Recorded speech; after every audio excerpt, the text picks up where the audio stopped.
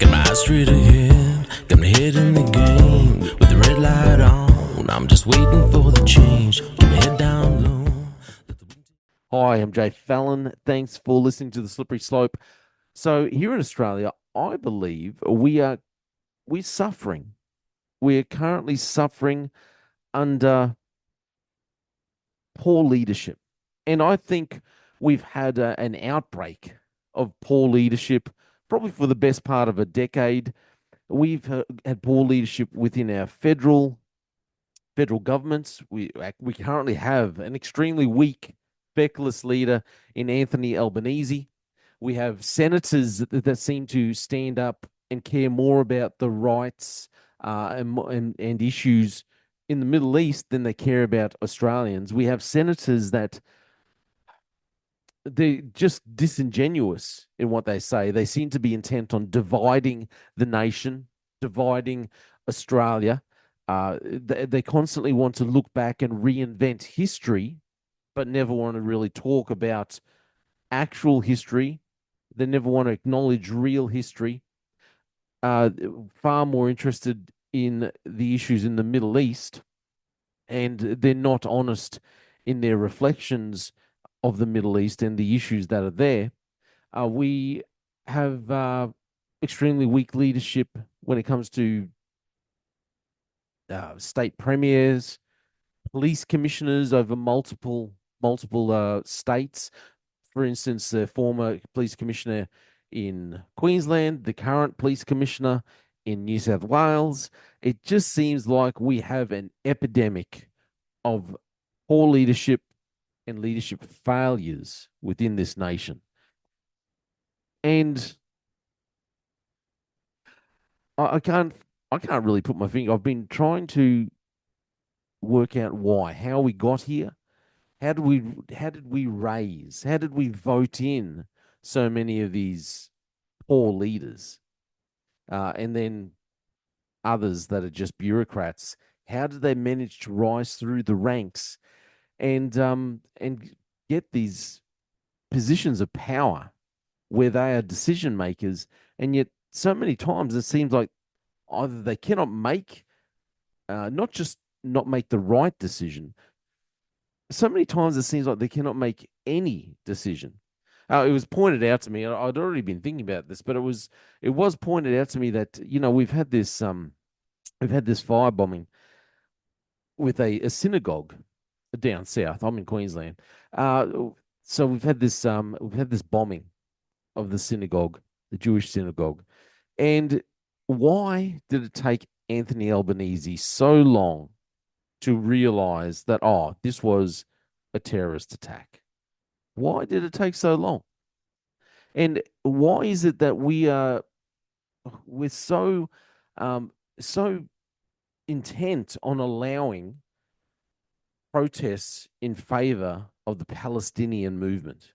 We it seems like we'll just allow protesters to get up and protest about the Palestinian movement and in favor of the Palestinian movement, in favor of Hamas. They can get up and say whatever they want in support of Hamas, Hezbollah, get up there and not tell the truth when they're protesting. And we'll allow all that. We'll allow destruction on our streets, and none of it's really called out, emphatically called out. Uh, Anti-Semitism has been allowed to grow, to prosper in this state, in this nation, especially in New South Wales, Sydney, and Melbourne. Anti-Semitism, I believe, is rife down there. And our politicians just will not call it out. We have politicians like Lydia Thorpe, who constantly reinvents history. She's got, from the things that she says, she's obviously got either she's got no idea or she's just flat out lying when it comes to the Palestinian cause that she stands up for. And then she's constantly equating the Australian Indigenous cause, you want to say, or just Australian Indigenous people and the history of the Indigenous people here in this nation, constantly equating that with the Palestinian movement. And they love the slogan. What is it? always was, always will be, and from the river to the sea. Two slogans which I honestly don't think they really have any place in Australia at all. Neither of those slogans, even the Indigenous slogan, always was, always will be. And if you don't like that, well, whatever.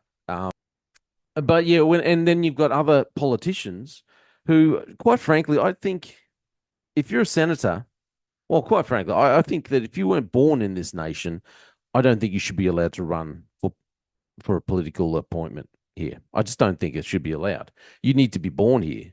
You need to have a stake in the nation, and you need to be able to be, well, you really do need to be honest with your own political affiliations and your own ideologies. And if you're more interested in the nation where you came from than you are in representing the nation of Australia and the people in Australia, well, then go back to the nation where you came from. I'm sorry. If you're here and then you want to serve in politics, but then all you want to carry on about is the people of Palestine, a two-state solution, all that rhetoric, go back to Palestine. Feel free. But you don't come here to Australia. I just don't think if you're not born here, you don't get to run for politics in this nation. That's how I feel about it. Anyway, so getting back to the topic at hand. So poor leadership. I can't really put my finger on the exact cause of it all. I think a lot of it is spiritual. Uh, if you're looking at it from a Christian point of view, I think a lot of it relates back to what the Bible says in Romans chapter 1. So I think a lot of it is spiritual. I think we've allowed so much sin in this nation. We've got politicians who they've just been blinded spiritually and they don't know how to think straight. They don't know how to think sensibly with wisdom. And that's what I think spiritually is part of the problem. If I'm just looking at it through a non biblical lens, some of it just seems so crazy. That, like I said, Senator Thorpe, the rhetoric that comes out of her mouth, a lot of it doesn't make sense. It is divisive, it's dividing the nation. Even when she's talking about Indigenous issues, she still skirts the truth, and she exaggerates so many of the issues that are going on. And I don't think she is really helping Indigenous issues at all in this nation anyway, and definitely not helping by tying herself to the Palestinian movement. And then when you've got, like I said, Elbow, who takes him days to admit that, hey, this was terrorism that was acted out on this nation, on this land, and he still can't call it out for days later. That's just ridiculous. What kind of leader is that? What kind of prime minister is that? And then I just want to go through another article. Oh, I won't bring it up. I'll just talk about this other article about from police commissioner, the current police commissioner, Webb, Karen Webb from New South Wales. This headline says, could have done things differently. Police commissioner says after recent controversy. She's talking about what happened with what's his name? Adrian Knight, the senior constable who was charged after he tasered the 95-year-old great grandmother. So yeah, Karen Webb has told Nine News that she could have done some things differently, including her actions after the senior constable Christian White was charged with manslaughter. Webb spoke out about the sacking of White, which she's faced criticism from Claire Nolan's and Alan's family.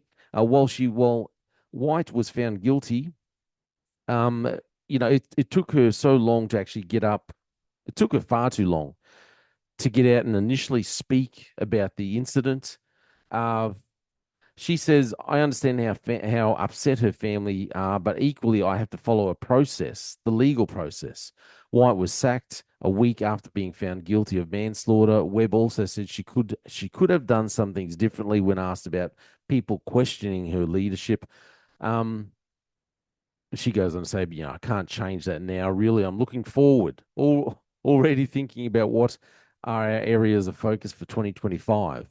The largest group of new police recruits are a focus for the commissioner for the new next year, as well as cracking down on domestic violence and gang violence. So when Webb says that she wants to focus on the new police recruits because they've had the largest group of new police recruits, I think it's in New South Wales history.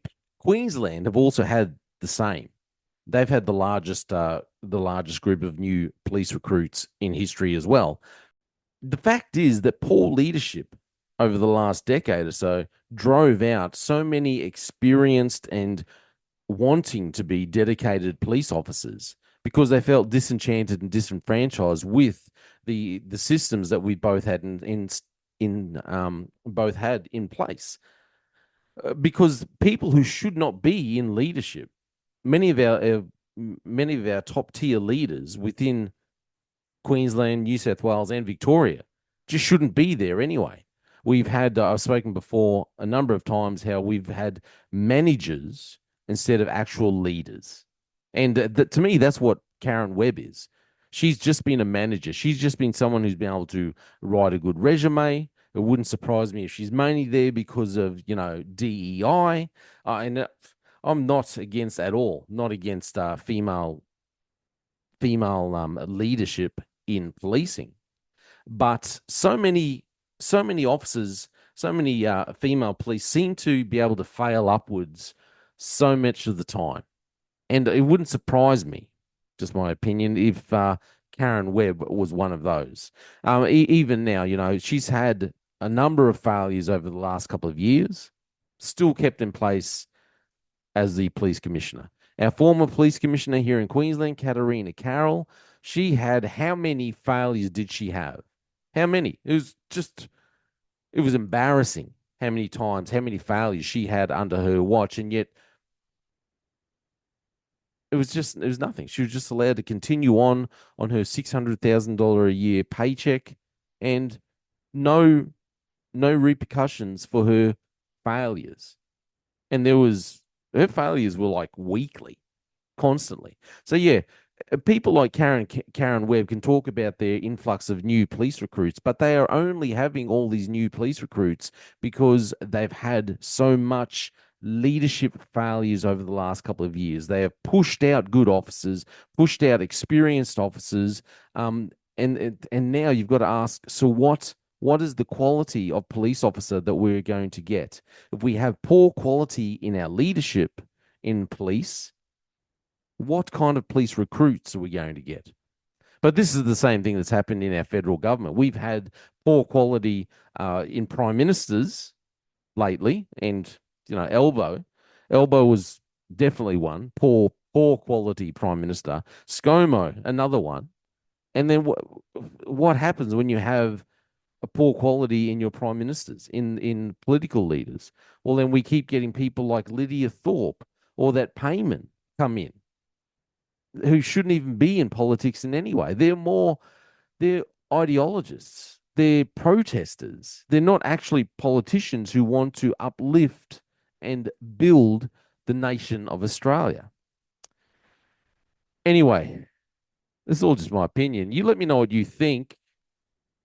Is there something we can do to help the epidemic of poor leadership in this nation? I'm not sure. You let me know. I'm Jay Fallon. Thanks for listening to The Slippery Slope. They just fuel a desire that will take me higher. I'm on fire because nothing's gonna bring me down.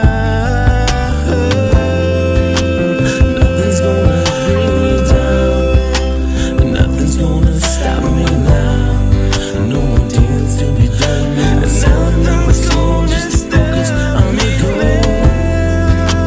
Nothing's gonna stop me now. Nothing's gonna hold me down. Got my eye on the prize. Got my eye